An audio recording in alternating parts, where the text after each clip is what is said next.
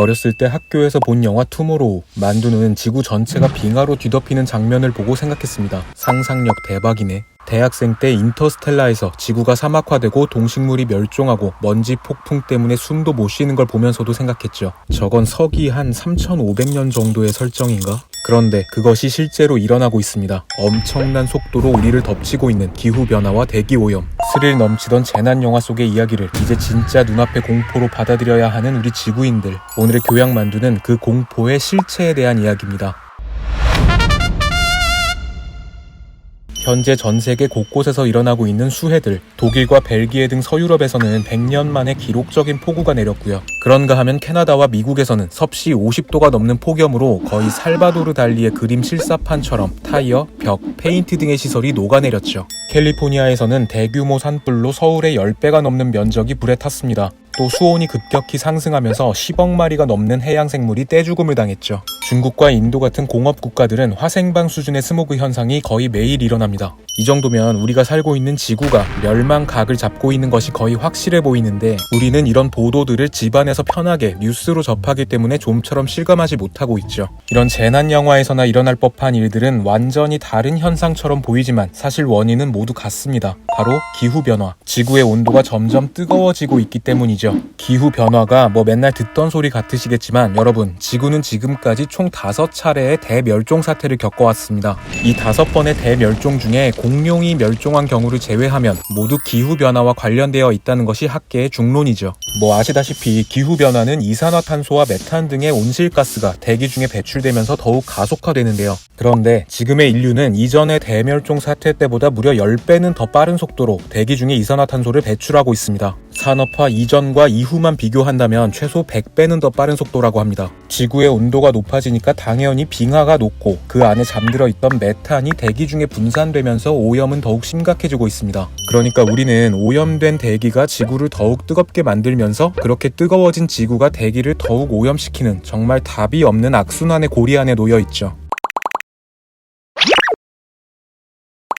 그런데 이 정도로 슬퍼하기는 이릅니다. 앞으로 지구의 공기는 더욱 뜨거워질 뿐만 아니라 더욱 더럽고 답답하고 건강에 나빠질 예정이거든요. 대기 오염이 진짜 무서운 이유 중에 하나는 그 피해를 단기간에 확인할 수 없다는 것입니다. 피해의 정도를 빠르게 확인할 수 없으니까 대비책을 마련하기도 힘들죠.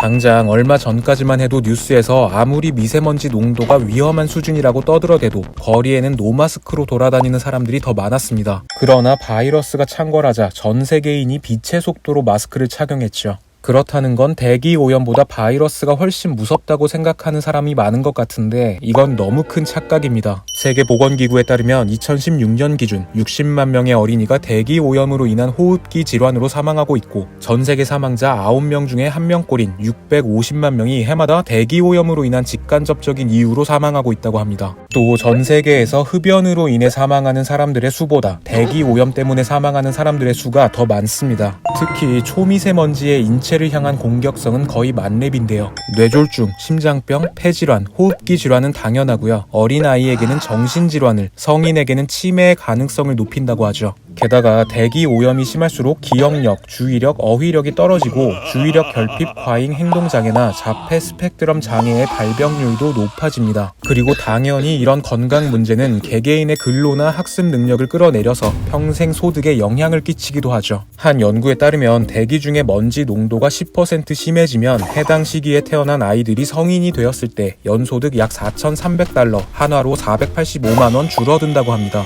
지금까지 우리 인간들은 경제 성장을 위해서 환경에게 일방적인 희생을 강요해 왔습니다. 자, 그럼 앞으로도 우리가 지금처럼 자아성찰 없이 지구에게 민폐를 끼치기만 할 때 빤히 그려지는 미래를 좀 얘기해 볼까요? 환경부에 따르면 당장 2050년 올해 태어난 아이들이 30도 되기 전에 지구 표면의 약 34%가 사막화될 수 있다고 예측합니다. 여기에 해수면까지 상승하면서 농사지을 땅은 고사하고 우리가 거주할 땅 자체가 없어지게 되는데요. 당장 우리나라만 해도 기후위기를 이대로 방치하면 10년 후에 인천공항이 물에 잠겨버릴 수도 있다라는 예측들을 하는데 전설 속의 아틀란티스가 현실이 되는 겁니다. 여기에 지구의 총 인구는 또 점점 증가합니다. 타노스를 고용할 수도 없는 노릇이고 이들은 줄어든 자원을 차지하기 위해서 당연히 분쟁을 일으키겠죠. 한편 숲을 잃은 야생동물들은 인간이 거주하는 지역으로 이동하면서 사람들에게 이런저런 병을 또 옮길 테고, 빙하가 녹으면서 빙하 속에 잠들어 있었던 바이러스나 박테리아가 또 활개를 치겠죠. 당연히 우리 현 인류는 이런 바이러스에 대한 면역력이 전혀 없습니다. 살기 위해서 집과 땅을 버리는 인간들, 또 역시 살기 위해서 숲 밖으로 나오는 동물들, 식량 부족에 바이러스 창궐까지 지구는 말 그대로 난장판이 되는 거죠.